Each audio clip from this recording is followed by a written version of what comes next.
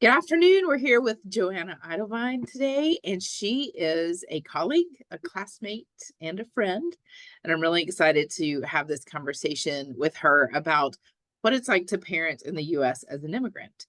So, Joanna, with that, I'd like for you to introduce yourself and just let us know some of your story. Okay, so first of all, thank you, Mary Kate. I'm so glad to talk to you about this important subject.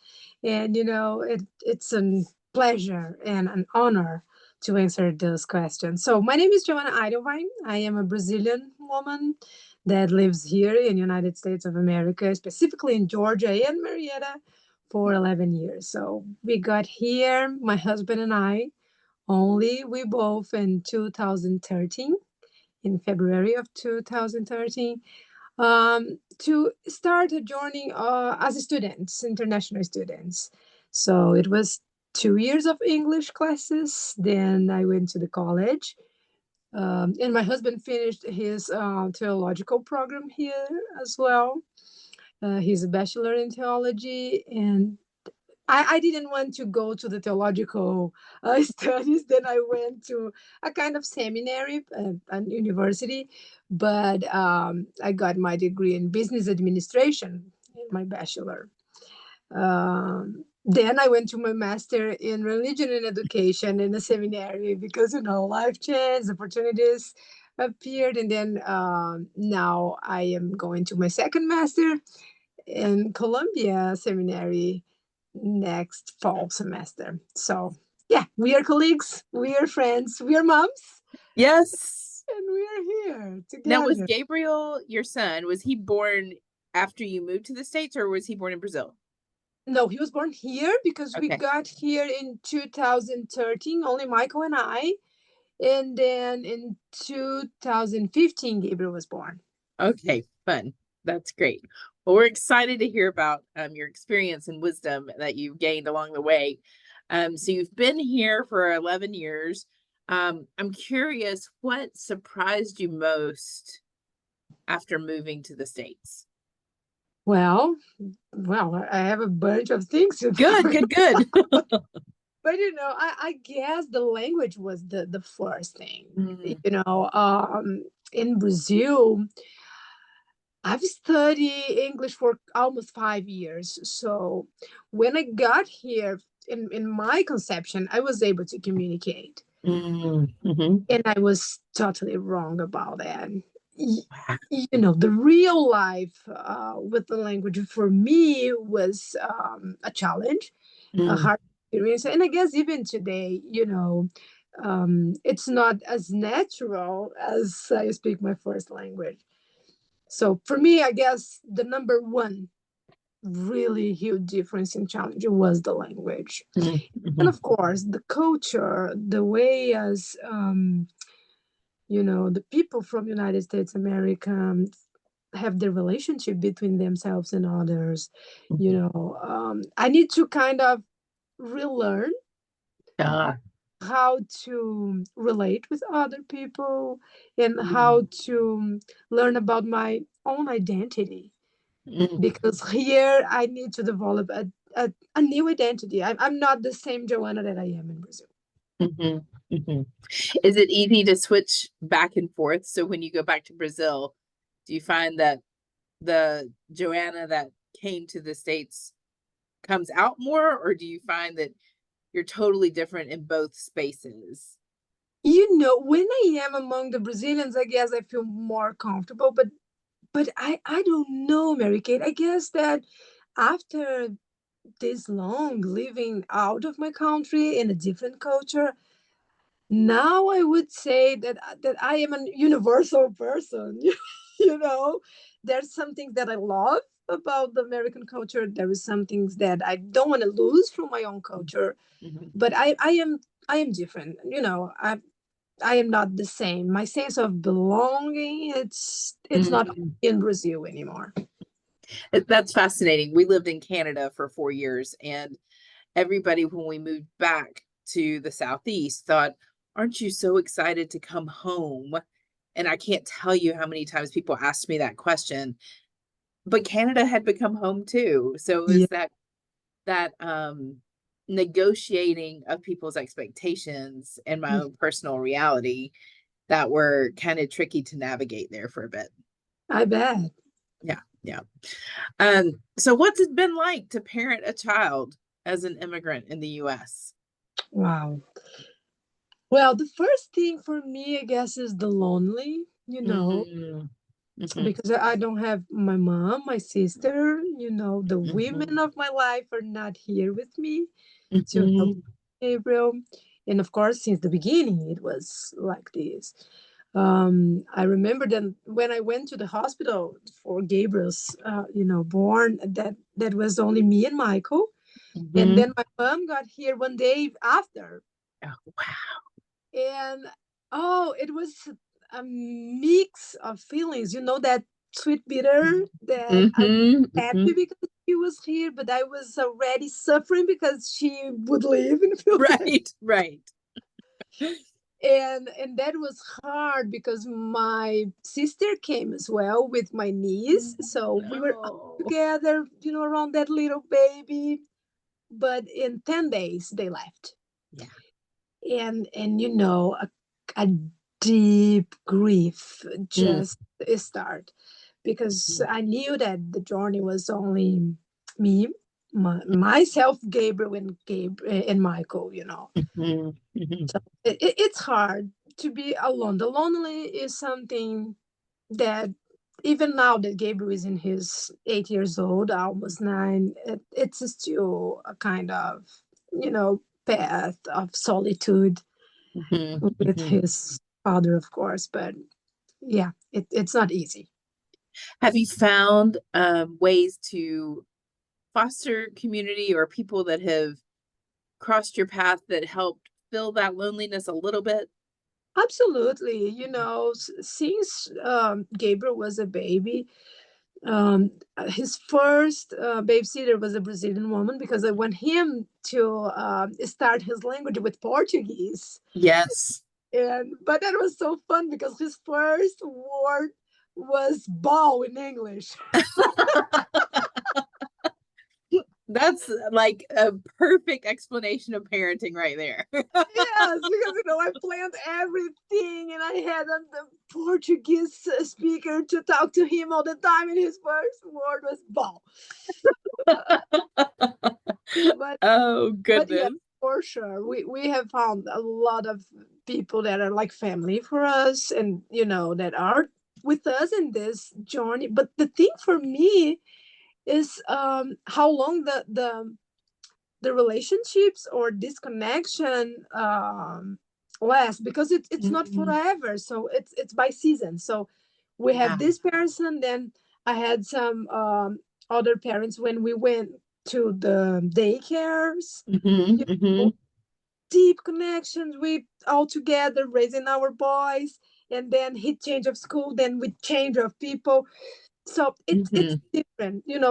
It's it's so hard to explain, because there are people from different realities, some of them from different countries as well, mhm, mhm. but we don't have the same deep connection that we have with our people from the blood. You know what I mean? Right. Right. Absolutely. Absolutely. Um, have there been pieces of navigating parenthood um that have been frustrating or have been really positive coming into the States as an immigrant from another country? I imagine that some of the frustrations are similar, but some are probably really different than native Americans. So I'd love to hear from you just kind of what your experience has been like in that regard. Okay. Well, first of all, all my plans about a natural birth just was ruined, because Gabriel was such a big boy. In kilos, he had 4 kilos and 40 grams. I don't know. It was almost 9 pounds. So he was giant. Yeah. Uh, you know, until today, he's a big boy, strong and like chunky. Yeah. So it was not able. That was my first frustration about Mm, the. mhm, But I had a doula, and that was a kind of thing that we hadn't in Brazil at that point. And Okay. she was fundamental. She was a key person during my pregnancy because she taught me about what was important during that time, and that was my time. And when I Mhm. had a birth plan, what made me so safe. Mhm. The safety is something that we don't think mm, a lot in Brazil, Mhm. because here in America, everything that and all movements that we are doing, especially as an international student and an international person, involves the law. Mhm. We need to be aware what is against the law, what is, in the right Mhm. Mhm. path to do. And then that planning of my birth protect me a lot before Mhm. the hospital, the people that were serving me there. But I could understand that only after some Brazilian friends suffered a kind of violence in the Oh, hospital wow. because they hadn't the same plan. You know what I mean? Wow. And then I start to understand that my steps here need to be well thought to my Mhm. protection. Mhm. So another thing was, in Brazil we have what we used to call the unique health system Mhm. that Mhm. is free for the whole population. And Mhm. here we don't have this, Right. and everything needs to be paid. So every single time that we need a doctor or we need an appointment, or if we need to go to an emergency situation, Mhm. it's a lot of money, and a bunch of bills bringing to your home. So that is Mhm. scared me a lot. Mm. How the health system works here, for me it's kind of crazy. It's too much. Right. Right. No, I And get then, that. yeah, and then in the beginning I had no health insurance, so Mm. we, Mhm. we need to apply for a lot of things to Mhm. help us with the payment. So yeah, this kind of stuff, but always involving the law. It was Mm. about a natural living life. Mhm. So Mhm. that kind of pressure was for me something that I was like, oh my goodness, why did I decide to have a child in this place? Sure. That sounds really overwhelming. Yeah. So, since you came on a student visa, did you have somebody to help walk you through all of those steps of the things you need to apply for, the costs that might be associated with it? Or did you just have to navigate that on your own? Well, we always have people helping us. Nobody can navigate Sure, their sure. own.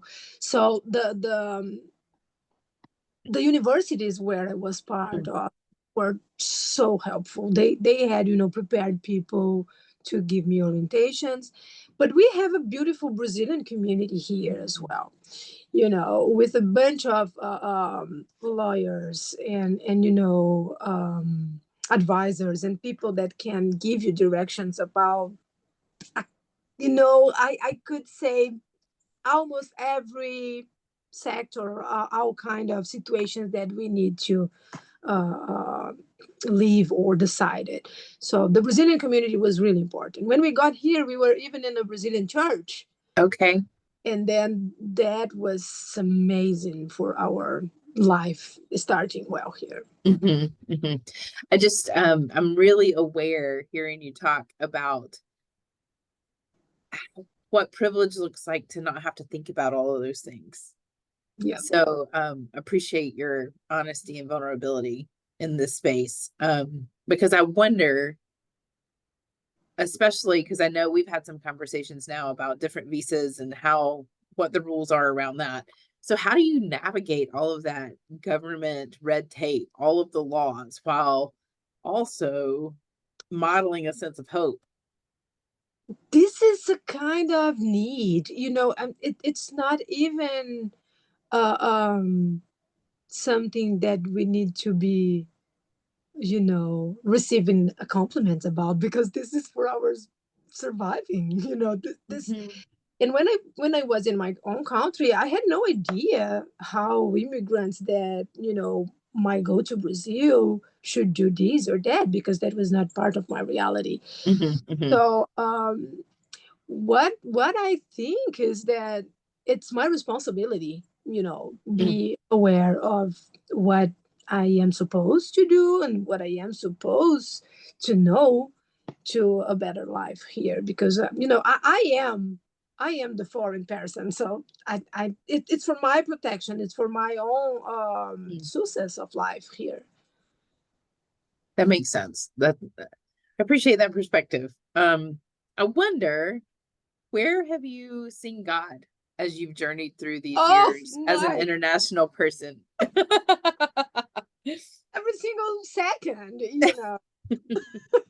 every single second, and it makes me emotional.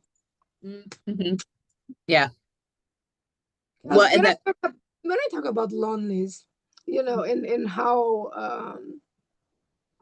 lone we are so lonely, but in the same time, for me, this was a way that God found to show me His face, Mhm. and to show me how close we could be of each other.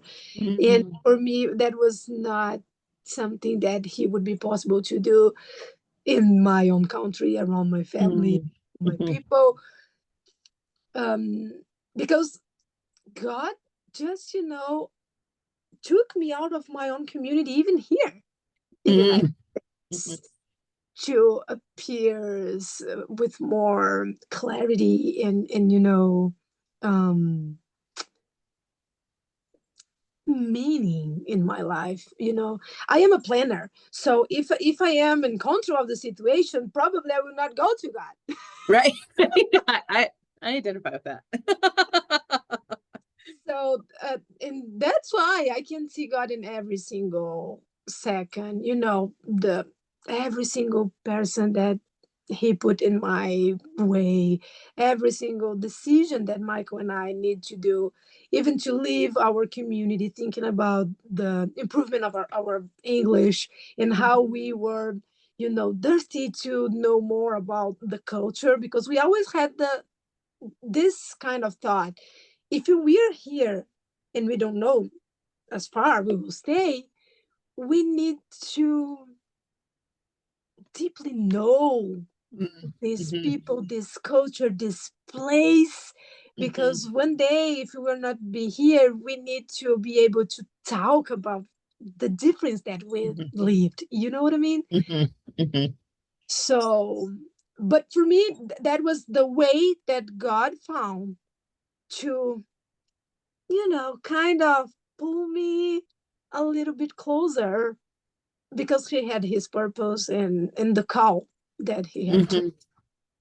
That's beautiful. Um, this is just a practical question. How do childcare and education compare and contrast between the US and Brazil? I'm just curious. Well, there is a lot of differences, and this week I was watching a podcast with Brene Brown, talking about Yes. vulnerability, and she was in the interview. She had a Chinese girl that made that movie, Turning Red. And the girl is a Canadian, if I'm not wrong. And she came to, or she goes to Canada when she was 2 years old. So the parents are Chinese, and she, was raised there. And then she was talking about how difficult it is to parents to understand that their ethnography is their ethnography. And even if we have a child as Gabriel, for example, his blood is totally Brazilian, because my husband is a Brazilian as well. But I need to respect him as an American boy, because this is the reality that he knows. Mhm. He knows about my Brazil. He knows Mhm. about his father's Brazil. He knows about his grandma's, his cousins, his aunt and auntie Brazils, but he hasn't any experience with our country. Right. So his country is United States of America. Mm. And I need to respect this. So for me, this is the most difficult thing in my parenting, journey with Gabriel, because he is Brazilian from his blood, the heritage and everything, but he is so American because he has been right here. That is interesting. Yeah, yeah, I had not thought about that. And how do you honor both? Yes, because in Brazil we are only Brazilians. Right, right, right. We have a kind of immigration. If you talk to people from South Brazil, we have an Italian, Germany cultures around us. If you go to North, we have more African and Portuguese culture. But still, it's only Brazil. The difficulties that my sister has with her daughter are completely different from mine with Gabriel. Interesting. Yeah. So that means that you've been learning alongside him. Oh yeah, I- Gabriel is my lecture, my daily lecture. Right. That is so well put. That is so well put. I get that completely too. Um, well, I wonder, are there pieces of your Brazilian heritage, of his Brazilian heritage, that you really do try to instill in him, even in his Americanness, that you think, I understand that you're American, but I really want you to keep this piece of your Brazilianness too. Yeah, the first rigid requirement was to Uh-huh. keep the language in our home. Mhm. Because in the beginning he tried to speak in English with us, and most of my Brazilian friends, they cannot keep the English, especially when their kids have siblings, because Mhm. they keep speaking English between them, so they can understand Portuguese but they answer everything in English. And I said, Okay. nope, I will use the advantage of only one child, and Mhm. Mhm. we will keep the Portuguese all the time.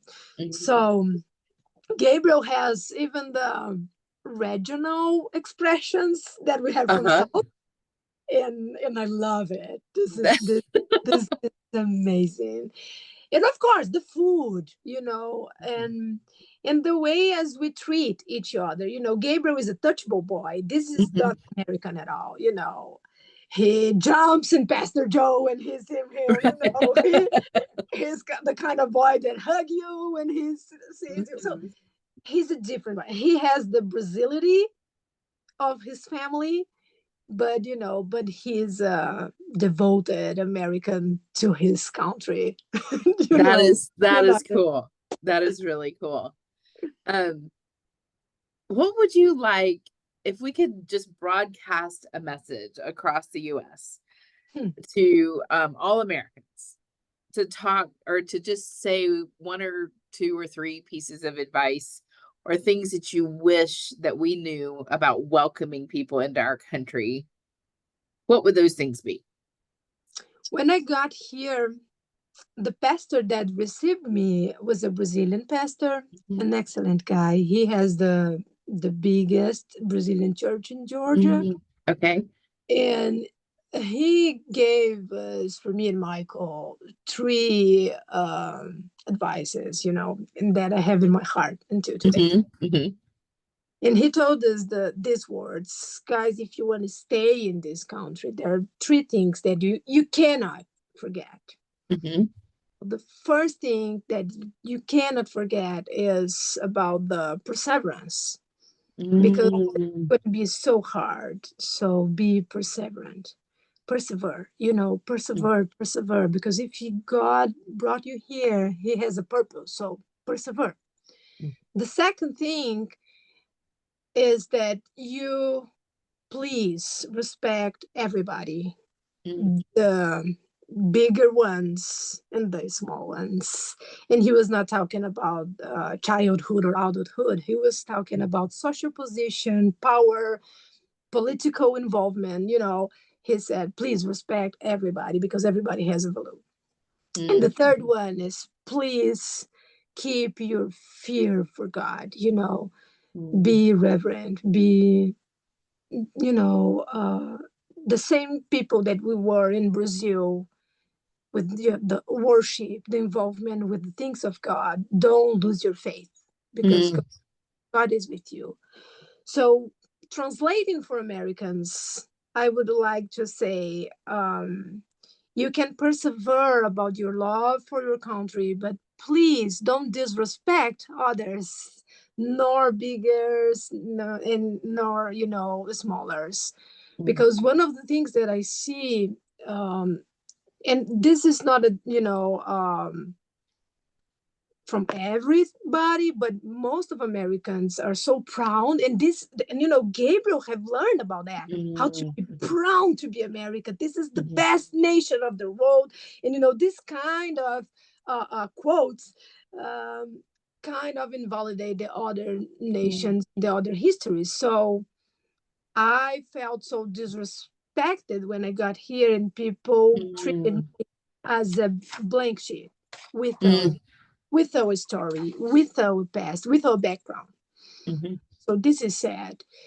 And then please let's just keep our fear before God, because all of us are children of God. So we are different.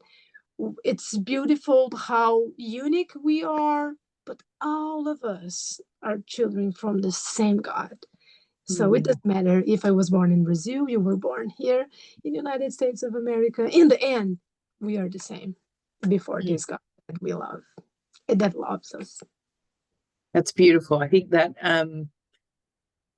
we also, when we embrace that idea, we really get to bear witness to God's creativity, and we get a fuller picture of who God is when we're able to do that. Yeah. This has been great. Is there anything else you'd like to share? No, just thank you, for giving me this voice, this possibility of sharing my story, first of all, with you. That is a so important person that I admire and respect. And so, yeah, gratitude is the Well, word. no, thank you. The feeling is very mutual, and I'll look forward to seeing you at work soon. Yes, I'm All coming. right. Well, thank you for your time. Thank you for being here. Thank you for your voice and for your heart, and for sharing your family with me and with our church and with the world. Thank you for having us. Absolutely.